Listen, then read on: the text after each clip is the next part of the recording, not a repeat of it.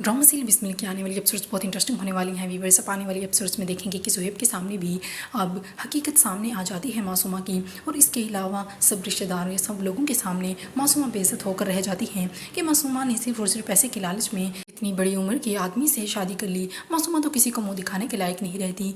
अब जब सुहेब घर आता है तो मासूमा से कहता है कि तुमने सिर्फ और सिर्फ पैसे की लालच में और ज़िद में अपना सब कुछ ख़त्म कर दिया, इतना बड़ा नुकसान हो गया तुम्हें, लेकिन अब तो तुम सुधर जाओ। लेकिन मासूमा कहाँ किसी की बात सुनने वाली है।